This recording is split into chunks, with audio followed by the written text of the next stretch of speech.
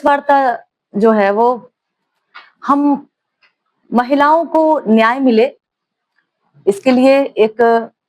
संदेश देने के उद्देश्य से है। जैसा कि आप सभी जानते हैं कि नारी शक्ति वंदन अधिनियम, जिसको पुनः दोबारा लाया गया था संशोधन के लिए, और 3 दिनों के सत्र के बाद इसको 17 तारीख की शाम को हम महिलाओं को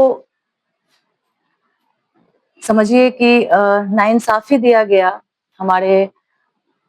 मार्ग को जो हम लोग आगे बढ़ते सदन तक जाने का, उसमें अवरोध पैदा किया गया, और इसके जिम्मेदार हम कांग्रेस पार्टी को देते हैं सबसे ज्यादा, क्योंकि लंबे वर्षों तक कांग्रेस पार्टी ने ही राज किया और इस बिल को गिराने में उन्हीं का हाथ है। उसे हम षड्यंत्र कह सकते हैं कि महिलाओं के सदन तक पहुंचने के रास्ते में उन्होंने अवरोध पहुंचाया। हम सब महिलाएं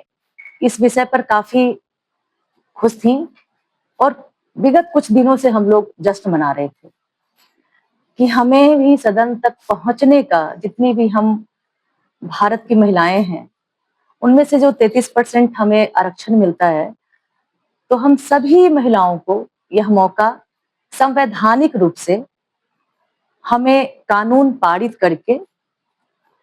और वहां तक जाने के लिए हमें एक सहारा इस बिल के माध्यम से हमें मिलेगा। और उस जश्न को मनाते मनाते यह मातम में बदल गया।